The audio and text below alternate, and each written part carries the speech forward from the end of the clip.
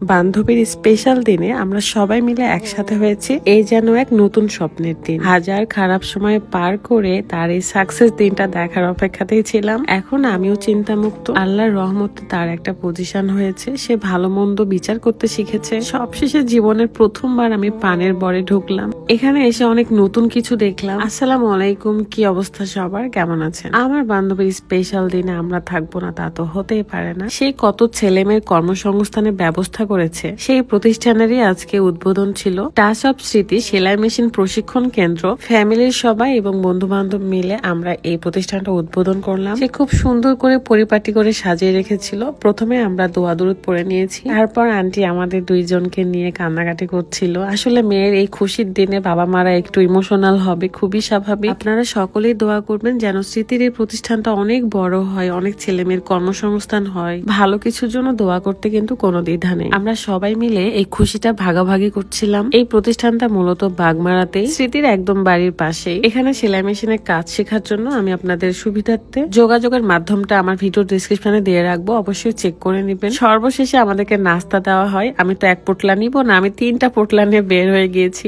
অনেক মেয়েরাই আছে যারা কাজ খুঁজতেছে কিন্তু পাচ্ছে না। কোনো কাজ শিখতে গেলেও তো টাকা লাগে, এটা ভেবেও কাজ শিখতে পারে না। এইরকম একটা সময়ে স্মৃতি যে এই ব্যবস্থা নিয়েছে যে বিনা টাকাতে সেলাই মেশিনে কাজ শেখানো হবে, এটা কিন্তু বিশাল একটা ব্যাপার। আমি মনে করি তার জীবনে তার ফ্যামিলির পরে আমরা হলাম সেকেন্ড গার্জিয়ান, আমি এবং রাত। এখন আমরা দুইজনই চিন্তামুক্ত, কারণ সে যথেষ্ট বুদ্ধিমতী এবং আগের তুলনায় এখন ভালো মন্দের বিচারটা করতে পারে। তার জীবনের জন্য কোনটা ভালো কোনটা খারাপ সেটা মূল্যায়নও করতে পারছে। সো আমরা দুইজনই তার এই খুশির দিনটাই দেখতে চেয়েছিলাম। সে নিঃসন্দেহে অনেক ভালো একটা মেয়ে এবং অনেক বেশি ইমোশনাল, কিন্তু আমাকে একটু একটু করে ভয় পায়। কিন্তু রাদের সাথে সবকিছু শেয়ার করতে পারে। কেন ভয় পায় জানেন? কারণ তার কোনো ভুল হলে আমি যে একটু শাসন করি দেখে আমাকে একটু একটু ভয় পায়। বন্ধুত্বের মধ্যে ভালোবাসা, সম্মান, একটু ভয়, এগুলো আসলে থাকতে হয়, তাহলেই তো সম্পর্কটা টিকে। যাই হোক, আমরা এই ট্রেনিং সেন্টারটা উদ্বোধন করা শেষে সবাই অনেক বেশি আনন্দ মজা করতেছিলাম। সন্ধ্যার পরপর তো আমরা একটু নিউ মার্কেটও ঘুরতে গিয়েছি। মানে আমরা তো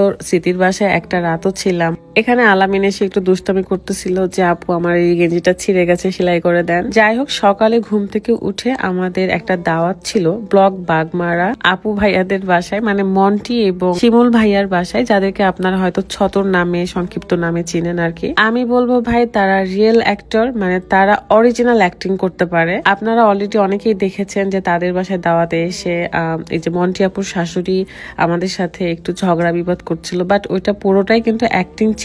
তবে আমি বলবো যে তারা পারফেক্ট অ্যাক্টর, তারা বড় বড় কাজ করার যোগ্যতা রাখে বলে আমি মনে করি। ভীষণই ভালো আন্টি, এত এত রান্না করছে আমাদের জন্য। তাদের কিন্তু পানের বড় রয়েছে, মানে পানের জমি রয়েছে, যেখানে আমরা সবাই মিলে ঢুকে পড়েছি। আর প্রথমবার আমি এখানে এসেছি, শুধু দূর থেকে দেখতাম, কখনো ঢোকা হয়নি। তো আজকে ঢোকার পরে আমার ভীষণ ভালো লাগছিল, মনে হচ্ছে কাঁচা কাঁচা পানগুলো খেয়ে ফেলি। বাগমারাতে আমাদের দিনগুলো অনেক ভালো ছিল। এন্ড এখান থেকে সরাসরি রাজশাহীতে চলে যাব, কারণ অনেক কাজ পড়ে আছে। সো আজকের মতো বিদায় নিচ্ছি। সবাই ভালো থাকবেন, সুস্থ থাকবেন। আল্লাহ হাফেজ, আসসালামু আলাইকুম।